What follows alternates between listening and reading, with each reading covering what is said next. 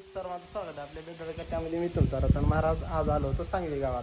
तर याचं कारण महत्त्वाचं असं होतं की मी आमचे परममित्र राहुल पांचाळ यांच्यासोबत आलो होतो की त्या हनुमान मंदिरात त्यांचा कुलदैवत आहे नरसिंहबा यांचा अभिषेक करण्यासाठी. मग काय आल्यानंतर मस्तपैकी छोटंसं गाव आहे बघा, किल्ल्यावर आपल्या कारखान्याच्या साईडने रस्ता नीट सांगितलं आहे. त्या ठिकाणी आल्याच्यानंतर बघा सुंदर असं मंदिर आहे आणि अतिशय प्रसिद्ध असलेली असली हनुमंतरायाची मूर्ती ती साऱ्याच्या मनात असते. ती या ठिकाणी दर्शन घेऊन इकडे सिद्धी पाहत तुम्ही पाहू शकता. या ठिकाणी दर्शन घ्यायला घेतलेलं आहे, मी तुम्हाला दाखवण्याचा प्रयत्न नक्कीच करणार आहे. तर अशा पद्धतीनं सुंदर असं वातावरण आहे, पावसाचं एवढं वातावरण आहे. काल एवढा रस्ता खराब होता इथला की बापरे, लई जर रस्ता खराब होता आणि मला बी काल जरा काही कारणामुळे दवाखान्यात जायचं होतं.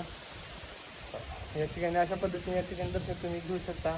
या ठिकाणी भगवान शंकर विराजमान आहेत, अतिशय छान सुंदर शिवलिंगाची मूर्ती आहे, शिवी आहेत. तर अशा पद्धतीने मित्रांनो अतिशय छान पद्धतीने आमचा आजचा झालेला सुंदर असा उगवलेला दिवस.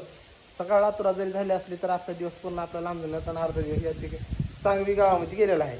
अतिशय सुंदर वातावरणामध्ये अतिशय सुंदर पद्धतीने आमची पूजा संपन्न झालेली आहे. आणि हे तुमचं वातावरण पाहता आजचा इथलं तर अतिशय थंड वातावरण, मोठे मोठे झाडं आणि पावसाचं बारीक चिमचिम वाहणारा कोकणातल्या आणि पाऊस. त्या पावसासोबत आजची आमची सकाळ झालेली आहे. आणि सांगवी गाव खूप छोटं असलं तरी अतिशय छान वातावरण या ठिकाणी आहे, कारण छोटं गाव आहे. भरपूर छान असं मंदिर तर ठिकाणची काम या ठिकाणी मंदिराचं चालू आहे मित्रांनो. तर अशा पद्धतीने बघा बघा तुम्ही महानंदीचं या ठिकाणी दर्शन घेऊन शकता आहे. मी बी नंदीचं दर्शन घेऊनच मध्ये गेलो.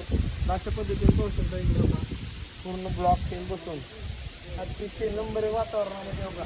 तर महिला जाताना या ठिकाणी बसायला बॅचच्या दिलेले आहेत. वारा तर खूप सुटले. पिंपळाचं झाडावर तुम्ही पाहू शकता. पिंपळाच्या झाडाच्या पालामुळे माझा आवाज स्पष्ट येत नसेल, पण तुम्ही समजून घेता एकदा मला माहीत. फेटा कसं वाटला नक्की सांगा मित्रांनो.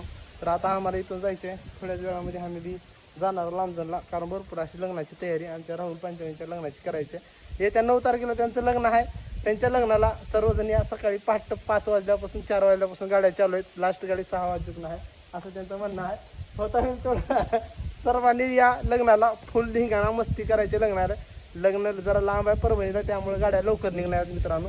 तर अशा पद्धतीनं माझं आणि राहुलचं दोघांचं म्हणणं आहे की लवकरात लवकर निघा आणि सकाळी लवकर या. आपल्याला आग्रहातून नम्र विनंती 9 तारखेला सकाळी. चला तर कसा वाटला छोटासा ब्लॉग नक्की सांगा. राम राम.